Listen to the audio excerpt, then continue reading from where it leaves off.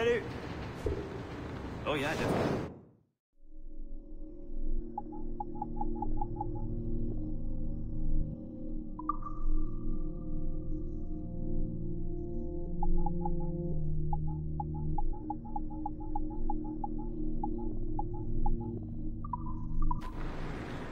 Oh, okay, cool.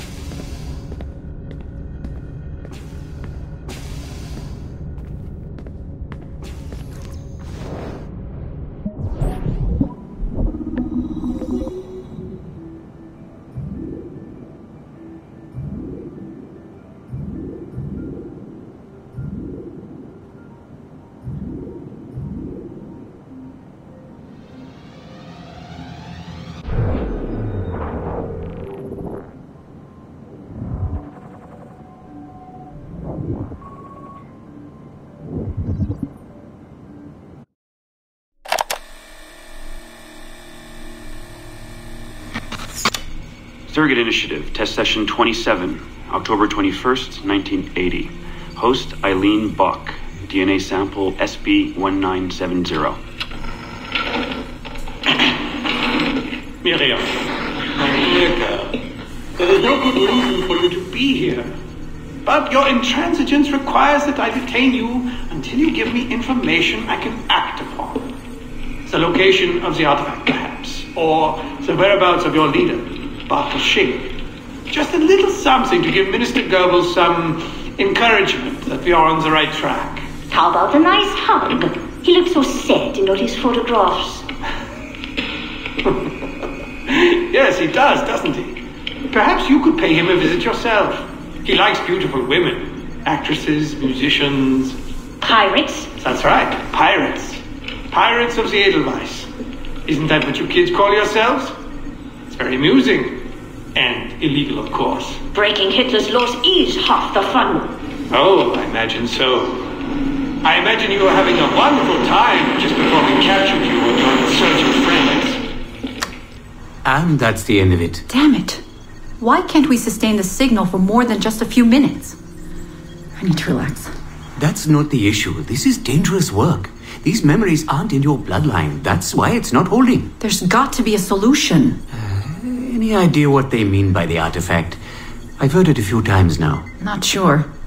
I don't think Miriam knew either. Not much comes into her mind when she asks about it. But she's protecting the other members of her group, the Edelweiss Pirates or something? Yeah. Bartol Schink. Have we looked him up? No, we can. We should. Put your intern on it. Right. High priority. Yeah.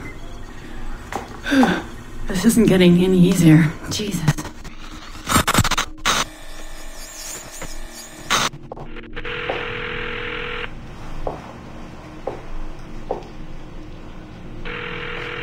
Hello? Hi, Seamus. It's Mom. Hey. How are you? Dad! It's Mom! Hello, Eileen. Hi, Carl. How's Seamus? Great. We were out shopping for school clothes. Yeah. The summer just sped by. They all do. I never seem to notice. No windows in the office. Right. Trapped in a lab. So, did you need to talk? Yes, sorry. I was curious about your mother, actually. Oh.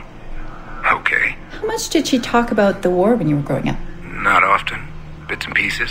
Why? I was doing some research last week about World War II, and something came up about the Edelweiss Pirates, or the Navajos, and your mother's name popped up. Really? That's an odd coincidence. Does any of that ring a bell? Yeah. Mom ran with that group while the war was on. There were a group of kids who wanted to avoid the Hitler Youth programs, but in later years they escalated their activities to, bigger ideas like vandalism and sabotage. But why Navajos and pirates? Just some of the names they used. Navajos, Edelweiss Pirates, you know, kids. There were little pins, little white flowers. I may still have hers. That's interesting. And this is for work? Researching my mother? Not exactly, but... Sorry, I can't talk about it. Right. You never could. Hey, don't. I didn't mean to be flippant. No. Don't mind me. All for the greater good. I like to think so.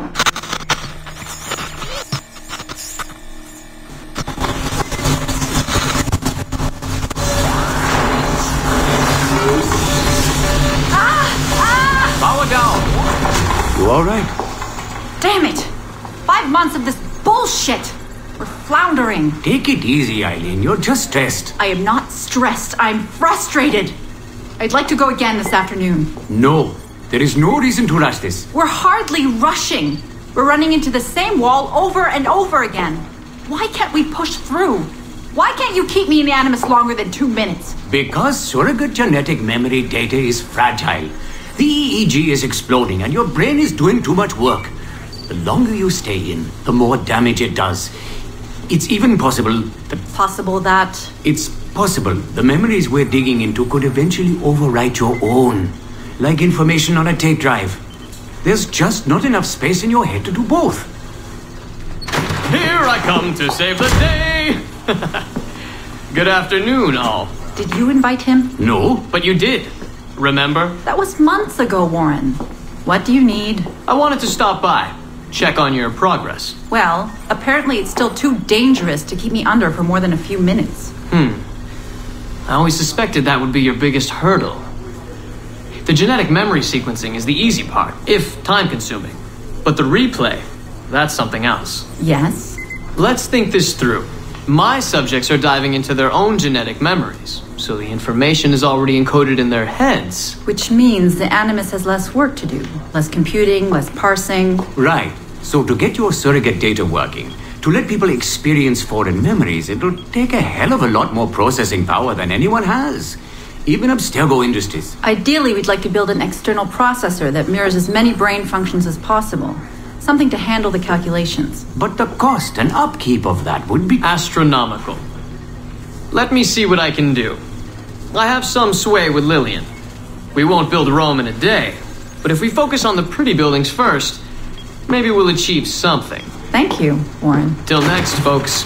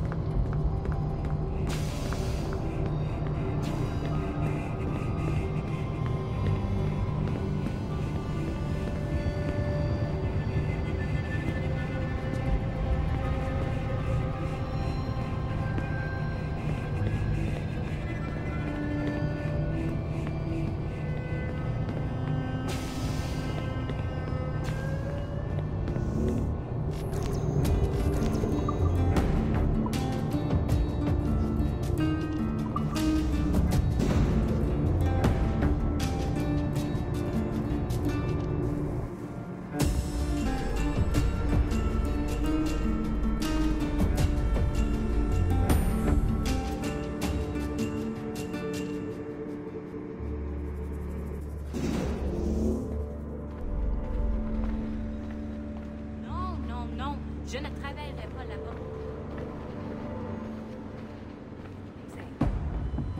This is through existing broadband.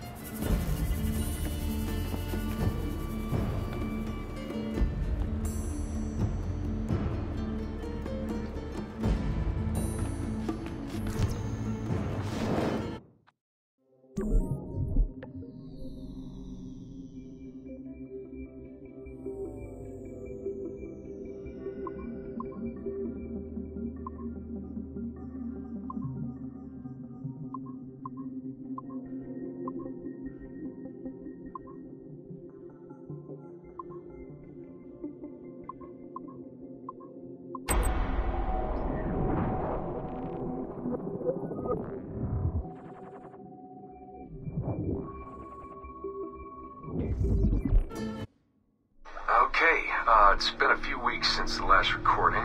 Sorry about that. Of course, I guess it's just a few seconds for you. A leap down the playlist. Anyway, I was talking about Clay. Casmeric, Subject 16. So, when I fell into a coma back in Italy and woke up in the Animus Black Room, it was, so calming. It felt like I had woken up into a dream. Haze. A dream where none of this mess had ever happened. Felt like I should just be getting ready for another day of pouring drinks at bad weather and another day of complaining about being between girlfriends and wondering what the hell to do with myself. But when I saw Clay just sitting there, it started to come back, piece by piece. And when he told me about Lucy,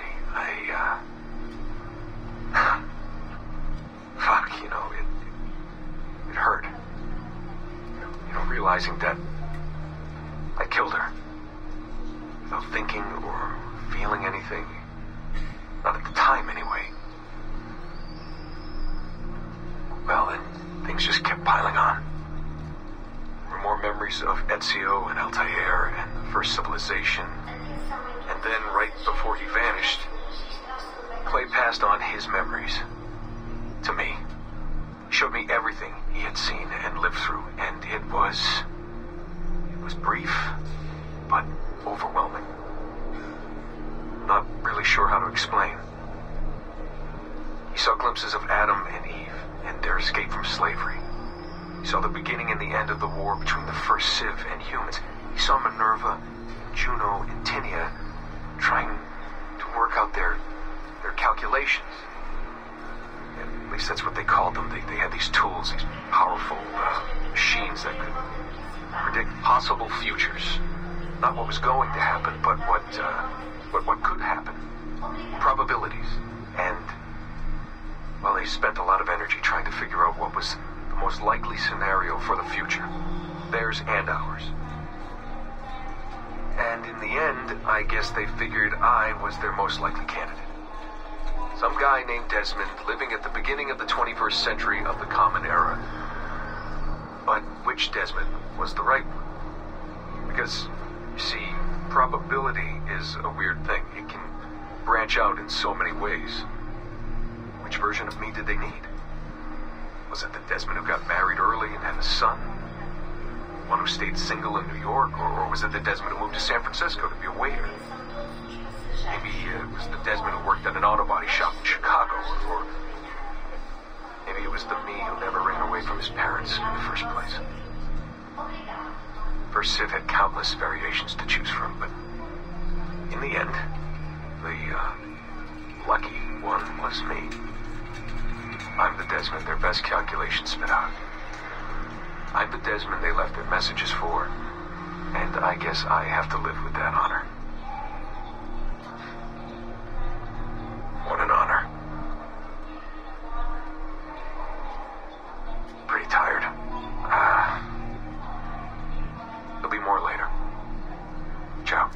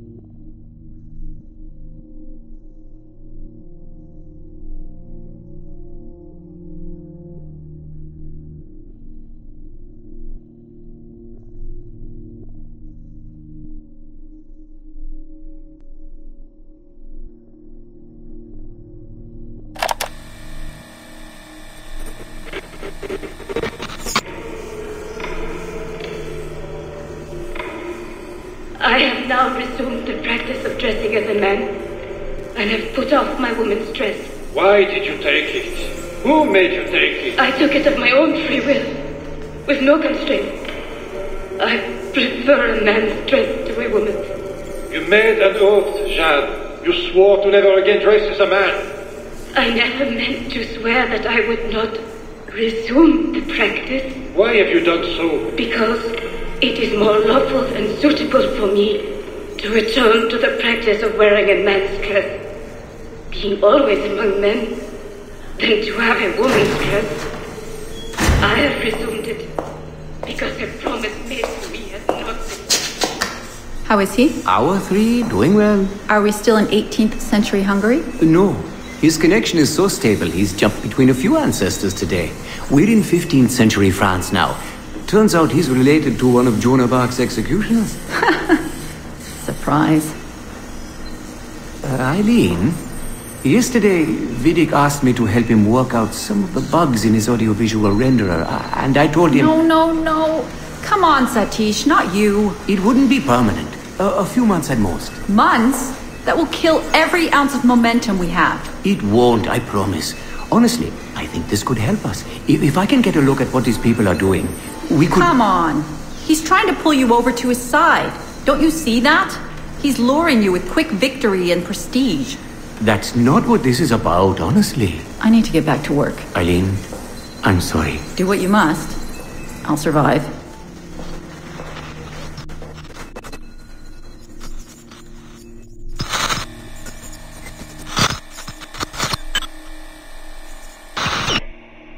Surrogate Initiative, Test Session 32, April 2nd, 1981. Host Eileen Bach, DNA sample SB1970. Miriam, are you awake? What? Miriam's are coming for me. Oh, is it God? I see them from my window, massing in the courtyard. My time is up. Basil, don't say this. You don't know that. Forgive me for this, Miriam. But I must tell you something. The artifact. We have it. But only Oscar and I know its location. Don't tell me. They will release you. Your family has connections. You must take the artifact and bring it to the assassins in Paris. Please don't. I don't want to know. It's safer if I don't. Hush now. If I die, knowledge of its location dies with me. You must bring it to the assassins. Assassins? I don't understand. The spire of St. Petrus. No, I don't want to hear. Cell 7! Dead!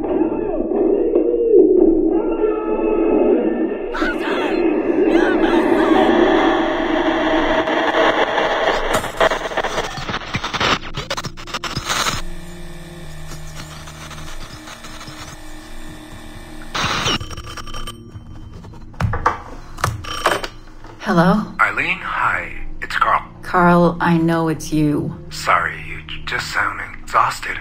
Did I wake you?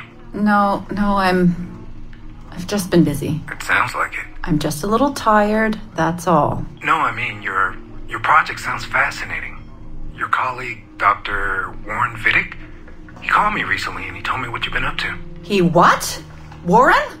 Yeah, he told us about your research, memories, ancestry, all of that. He even asked if we'd be willing to come in and... No! Jesus, no! What the hell is he doing? Eileen, it's okay. We signed some papers, non-disclosure stuff. No! He's trying to fuck me over. Damn it! Eileen, we just talked about my mother, just like you and I did. World War II. That's all. It's the artifact. The what? Carl, if he calls you again, you tell him you work through me, okay? That's it. Vidic has been a pain in my ass for years, and I don't need him getting all the glory for my 2 years of hard work. All right. So how should I go about this? I mean, the wheels are in motion. I don't know. Just go through me if he contacts you again. Please? All right. You'll do that? Of course. Yes. Thank you, Carl. I'm sorry I was short with you. I've just been exhausted. That's all. It's all right, hon. Just take care of yourself.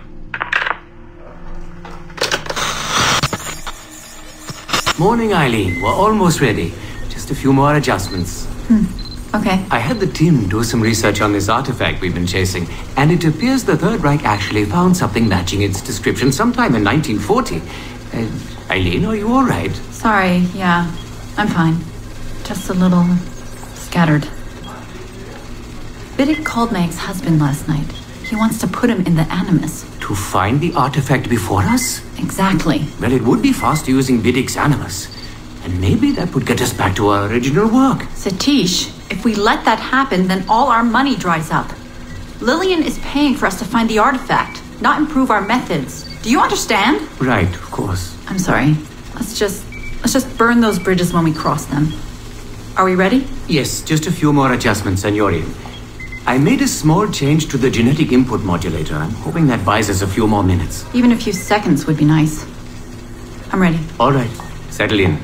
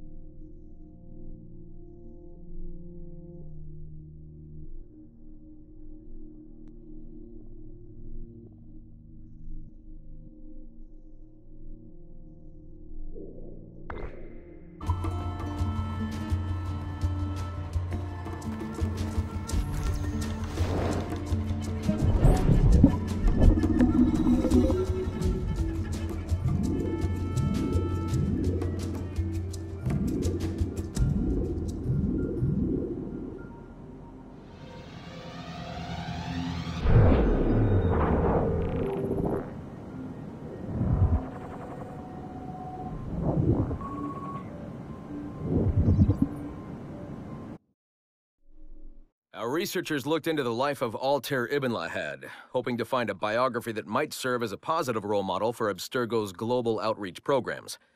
Unfortunately, this renegade assassin proved to be no such thing.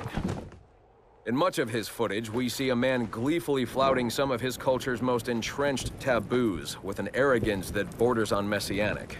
Altair, no! This is not our way! To burn a man's body is forbidden! Many of our researchers felt that the arguments articulated by Altair's rival, a man known as Abbas, were clearer and more cogent than any we heard from Altair. I recently put in a request that more effort be dedicated to locating one of Abbas's descendants, if any exist. It's clear to us that Altair's transgressions were the primary motivation behind the ultimate dissolution of his despicable order by the middle of the 13th century. We therefore strongly recommend a pass on this property.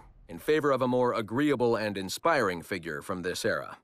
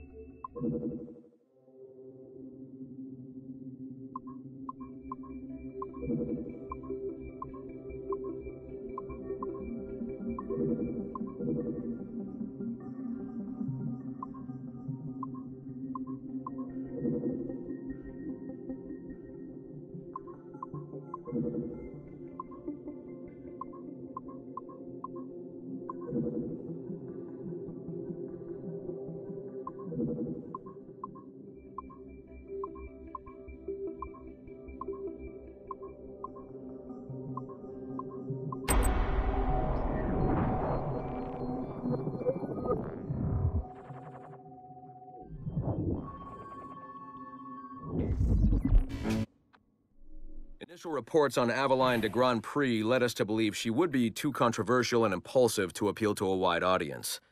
Teenage memories show her brainwashed and trained to kill political foes of her highly unstable mentor, Agate. Additionally, Aveline spent a disappointing amount of time in the Louisiana bayou, consorting with smugglers of the lowest kind. Oh, I try never to think. Which we felt risked her appeal to our female audience, which is now approaching 50%. However, as Aveline matured, a new side emerged. A well-mannered and considerate lady of poise and compassion. Aveline came to embrace a new mentor, her stepmother, Madeleine Delisle, a tireless fighter for the rights of slaves. Thank you, Madeleine. With some editing to prioritize this relationship, we feel Aveline's story will more than meet our needs. Our team recommends a go on this property. Get this one to market quickly.